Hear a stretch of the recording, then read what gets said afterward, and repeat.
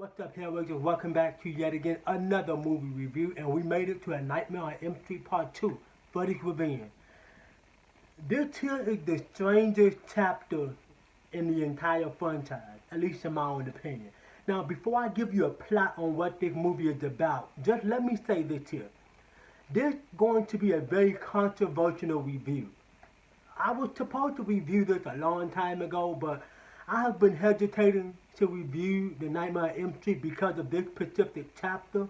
So I'm going to say a few things that might be controversial or considered to be very rude to some people. But remember, this is just a movie. If you don't agree with nothing that I say, please don't feel offended. Okay, because this is not going to be one of those things where, oh my God, he do not like certain things. No, because I don't want nobody to come across this video in the next 5-10 years and then look at this and be like, oh my God, he got some hate towards gay people in general. No, that is not what this is. This is the movie. If you don't believe me, Google this movie and it's there for you to see. So with all that in mind, let me give you a little bit of plot of what this movie is about. A Nightmare on Elm Street tells a story about a young man that moved into Nancy's old house from the first movie, and he found himself in a very strange situation with Freddy, which turned out to be more of a possession movie rather than a dream sequence movie. And he has to go out his way to find a way to stop Freddy from trying to take over his body. And little by he knows Freddy is not stopping until he gets a hold to this young man's body. So the reason I say that this is the strangest chapter is because the shit that happened in this movie just make me cringe my ass off. I just got done watching it. And honestly, this here is one of those movies that make me laugh because how much weird shit was written in the script for this movie. Normally we start with the pros first, but I'm gonna have to just skip the pros and just go straight with the cons first because holy shit, this movie is bad. And I mean, it's bad watching it now than what it was back in the 80s. And I'm going to be completely honest with you. 1 year later, in 1985, they bought this movie out because the first one came out in 84. And holy shit, in 85, there was a lot of weird stuff going on with men specifically, like the whole gay stuff, and men were catching AIDS and stuff like that. And this movie didn't really hold up very well in that time period. So let me kick off my first con. My first con would have to be the script writing. The choice that they choose to put into the story was just so fucking strange and so weirded out to the point where this young man named Jesse in the film, Freddy was basically possessing his body, which is very interesting to me because this is more like a possession movie rather than a Nightmare on Elm Street type movie, so I'm not sure why they chose to pick that type of thing, but anyway, nevertheless, so Jesse wants to get Freddy out of his body and all that weird shit. And the thing that Freddy does to get into Jesse's body, the line does not deliver very well. So he goes over to his best friend's house, and he goes, somebody is trying to get inside my body. And then his friend goes, and so you want to sleep with me.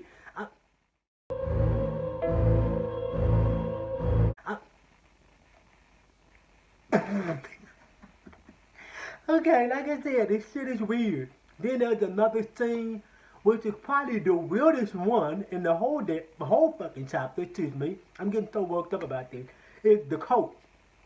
The coat got tied up with rope. But before that, he took balls to the face. Whoa. So he took balls to the face. That's what she said. Got tied up with rope and got towel slapped on his ass. You know how when somebody take like a shirt or a fucking towel and they do like this and then they do like that? Yeah, the coat got towel slapped to his ass. What? Bro, what are you talking about, man?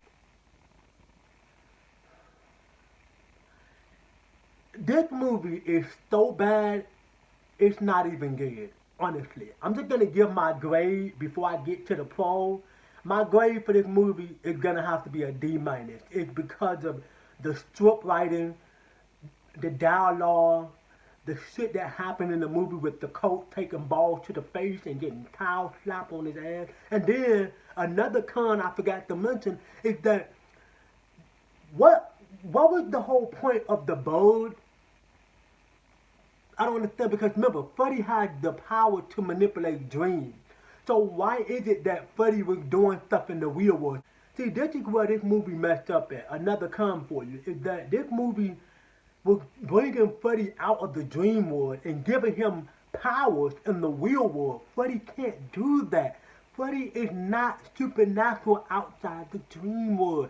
That's the whole point of Freddy being in the dream world, because he's more powerful than you, and he's less powerful than you in the real world. So that's something that this movie, just like the first film, it has some continuity problem, whatever the word is. I'm gonna put it here, but it has some very strange problems. Like, Freddy can't do that in the real world. So I'm not sure what Robert Shea and New Line Cinema was trying to do here, because Freddy can't do that. Okay, now it's time to go back to the pros.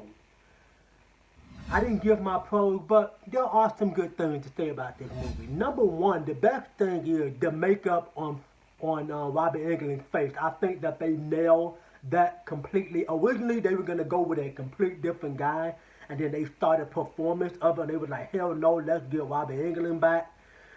And so they did a good job of getting him back and putting that makeup on, and boom, there go Freddy right there. Another pro for me would have to be the performance of this guy right here. He did a great job at being scared and concerned and weirded out all at the same time. He did a great job with his performance, and I think he's a damn good actor too, because the stuff that he has to go through in this movie is fucking insane, and you have to be very talented in order to pull that off. Another pro for me would have to be Robert Englund's performance. His performance is the best part of the whole movie. Another pro would have to be how dark this Freddy was.